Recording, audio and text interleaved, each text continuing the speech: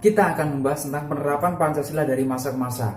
Sebelum itu, jangan lupa subscribe, like, dan berikan komentar agar kita sama-sama saling berbagi manfaat.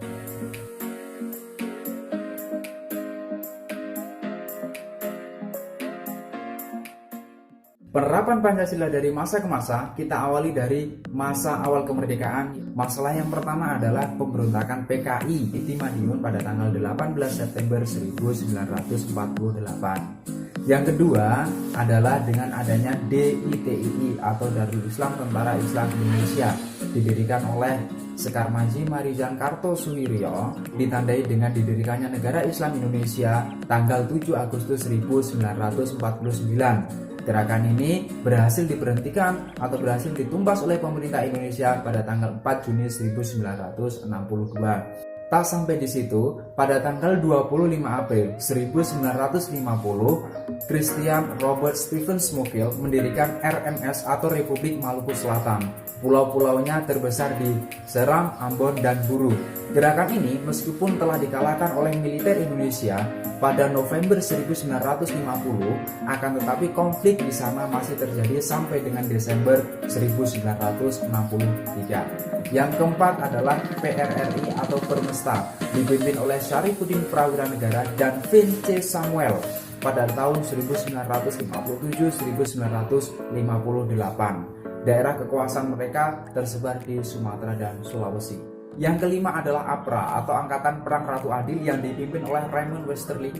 Raymond Westerling menganggap dirinya sang Ratu Adil yang bisa membebaskan masyarakat Indonesia dari tirani.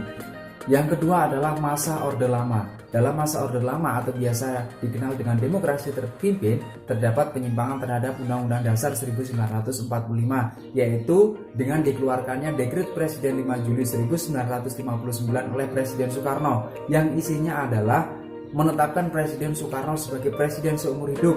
Yang kedua adalah membubarkan hasil pemilu tahun 1955. Kemudian di dalam dekret presiden itu juga membentuk MPRS yang anggotanya terdiri dari DPR gotong royong, utusan daerah, dan utusan golongan, yang kesemuanya itu diangkat dan diberhentikan oleh Presiden Soekarno. Pada masa ini juga terjadi pemberontakan PKI yang kedua yang dipimpin oleh DN Aidit. Gerakan ini adalah berusaha mengganti ideologi Pancasila menjadi ideologi komunis seperti negara di Uni Soviet. Penerapan Pancasila selanjutnya yaitu masa Orde Baru, ditandai dengan penyerahan kekuasaan kepada Presiden Soeharto tanggal 20 Februari tahun 1967 dan dikukuhkan pada TAP MPR nomor 33/MPRS/1967 pada tanggal 7 Maret 1967. Visi dari Orde Baru adalah mengembalikan Pancasila dan Undang-Undang Dasar Negara Republik Indonesia tahun 1945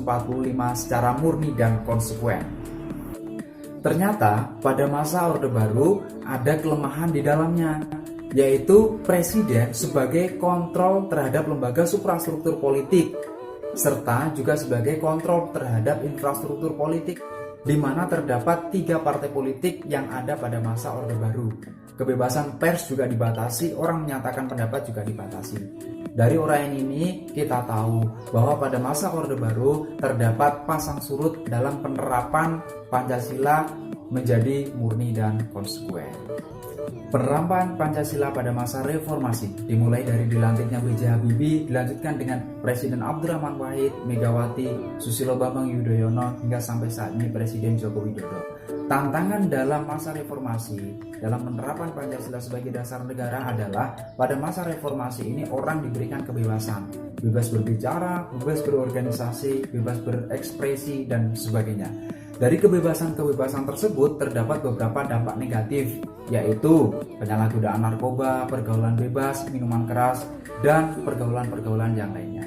Selain tantangan kebebasan, tantangan yang dihadapi masyarakat Indonesia adalah menurunnya rasa persatuan dan kesatuan, yang mana masih terdapat banyak tawuran pelajar. Tantangan yang ketiga yang dihadapi Indonesia pada masa era reformasi adalah adanya globalisasi, yang mana dunia perkembangan teknologi, perkembangan ilmu pengetahuan itu berkembang sangat cepat. Untuk itu diperlukan komitmen yang kuat masyarakat Indonesia untuk saling bantu-membantu, untuk saling bahu-membahu agar Indonesia itu tetap kuat menjadi negara yang maju, menjadi negara yang gemaripah. Loh,